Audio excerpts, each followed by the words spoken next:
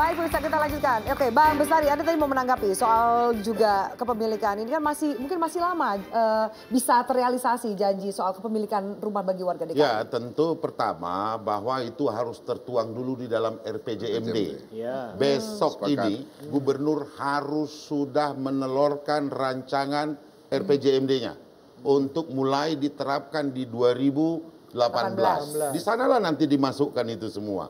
Bila mana cikal bakal akan dilakukannya hal seperti itu, yang DP 0 rupiah tadi, maka perlu kajian yang sangat mendalam.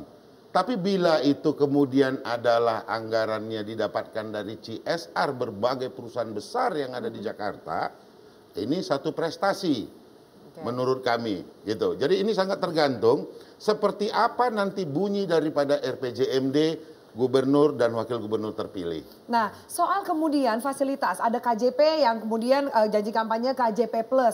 Kapan itu bisa dinikmati perubahan dari KJP biasa ke KJP Plus? Seperti yang disampaikan Pak Bestari harus mengikuti RPJMD. Semuanya. Ya. Semuanya adalah jadi harus nggak semudah RPJMD. membalikkan tangan, Pak. Iya. Jadi besok segera itu menyampaikan RPJMD-nya, habis itu rancangan kuahnya, habis itu menjadi rancangan kerja pemerintah. Ya. Nah, nanti turunannya kan ke SKPD masing-masing. Gitu. Jadi saya pikir harus sebetulnya bersabar. kan Program warisan berarti bisa tetap berjalan. Pertama gini, tim transisi kan sudah membuat kajian teknokratisnya sebagai dasar dalam pembuatan RPJMD. Di situ dibuat targetnya, berapa besarnya, berapa jumlahnya, berapa pembiayaannya. Lokusnya di Lokusnya mana di saja. mana. Nanti kan menjadi RKPD-nya tadi.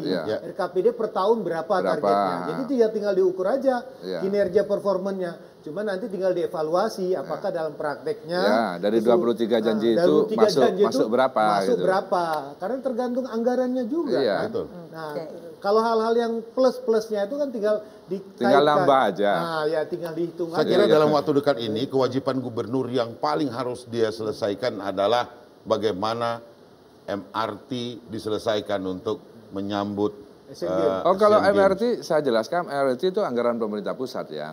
Karena sekarang Pemprov DKI itu 51%, 49% itu pemerintah pusat. Iya, Jadi maksud saya ini kita tahu penugasan. Sebelum Asian Games sudah selesai menurut laporan dari kita ya. Mudah-mudahan seperti itu gubernur ikut mengontrol karena kan BUMD kita yang kerja di sana. Ini penting. Baik, Pak Adinov. Ya, tadi disinggung soal RPJMD. Nah, itulah di masa-masa perumusan RPJMD itu ada namanya kerja teknokratis. Ya.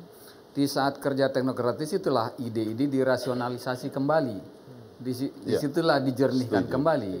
Jadi kalau ada yang kemudian bergeser dari apa yang kita janjikan itu biasa saja.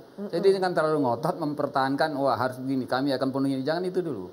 Anda lihat kubu Anies Sandi ngotot untuk mempertahankan janji. Saya mengingatkan saja. Utang ke masyarakat. Saya mengingatkan saja karena nanti kasihan masyarakat ya karena berharap. Iya, karena terlalu dibangkitkan emosinya, digiring opininya bahwa ini padahal itu kadang-kadang tidak realistis ya. Yang mana menurut Anda yang nggak realistis dari 23 janji, Pak? Ya, ini baru hari pertama, jangan-jangan banyak warga DKI yang patah hati nanti. Ya mungkin beberapa saja ya. Misalnya soal kebijakan perumahan. Saya melihat isunya bukan di situ. Isunya bagaimana perumahan kota itu muncul, ya, rumah yang sesuai dengan karakteristik kota metropolitan, kota padat gitu. Nah, ini yang dulu. Nanti soal skema pembiayaan itu sebetulnya urusan kedua. Ya, itu bisa dicari dari APBN, APBD, bisa dari CSR dan lain-lain gitu. Nah, begitu juga kebijakan reklamasi. Ya, mari kita bisa jadi soal secara aturan memang juga ada yang harus diluruskan atau harus ditaati, ya itu suatu hal yang objektif. Atau memang secara substansi memang ini harus dihentikan. Ya kita lihatlah kajian teknokratis seperti apa, ya kajian yang teknokratis yang dibikin oleh Bappenas seperti apa, ya jangan yang dari yang lain-lain gitu. Nah itu ada masa yang bisa dimanfaatkan. Di masa transisi kemarin juga saya rasa itu harusnya itu dilakukan ya. Saya nggak tahu dokumen dari tim transisi Pak Anies Sandi itu apa ya, tapi mestinya itu dimanfaatkan untuk merasionalisasi janji-janji dan ide-ide yang dilontarkan itu. Tetap kan kita harus berikan waktu karena hari ini baru dilantik, banyak orang yang melihat 100 hari kerja seperti apa. Soal tingkat kepuasan, kita lihat grafik di sini, ini dari zaman gubernur ke gubernur yang lain, tingkat kepuasan warga DKI dari Jokowi 87%, kemudian Ahok 85,8%, tingkat kepuasannya juga seperti ini. Bagaimana caranya supaya kemudian janji bisa terlaksana dan tingkat kepuasan masyarakat itu bisa terjaga, terutama yang memilih? Ya, tidak ada jalan lain dari persepsi kepuasan itu. Anies Sandi harus bisa menjalankan dia sebagai gubernur dan wakil gubernur sesuai dengan undang-undang. Artinya merasionalisasi terhadap janji-janjinya dulu, kemudian menjalankan kewenangan itu sesuai dengan undang-undang. Dia harus pintar-pintar karena DKI itu punya undang-undang khusus berkoordinasi dengan pemerintah pusat.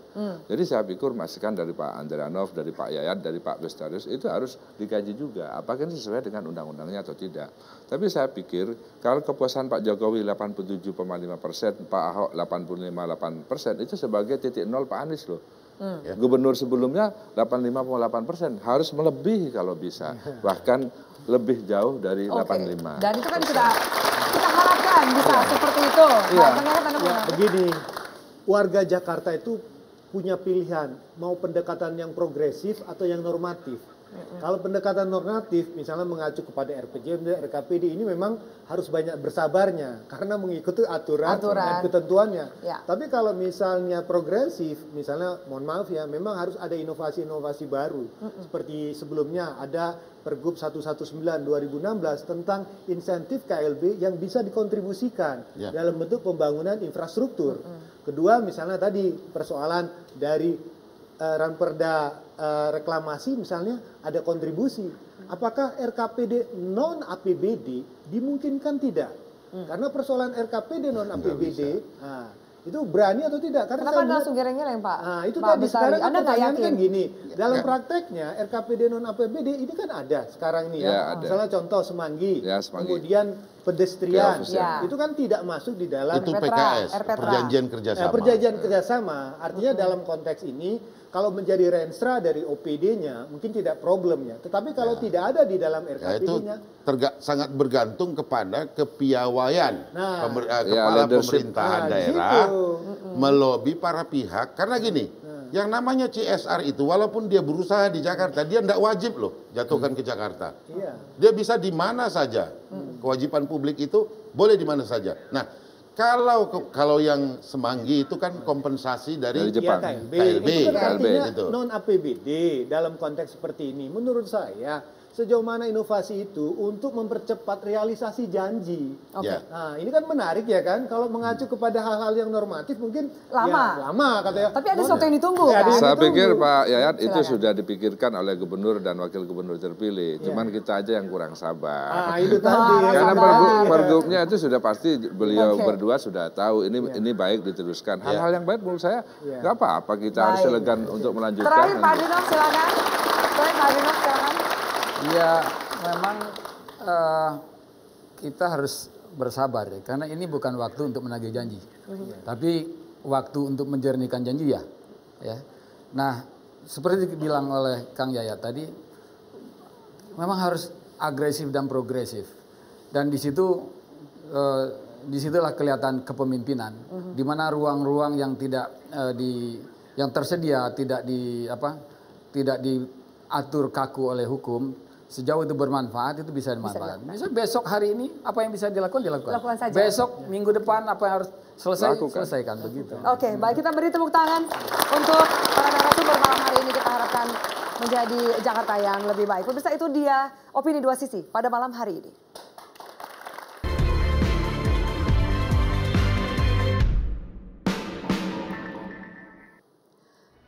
Pemirsa, tampuk kekuasaan di DKI kini telah berganti. Warga sandarkan harapan demi perubahan di megapolitan.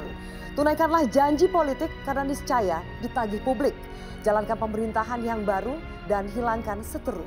Mari kita jaga dan rawat Jakarta karena Jakarta rumah bersama. Siapapun pemimpinnya, selamat malam, sampai jumpa. Terima kasih. Terima kasih.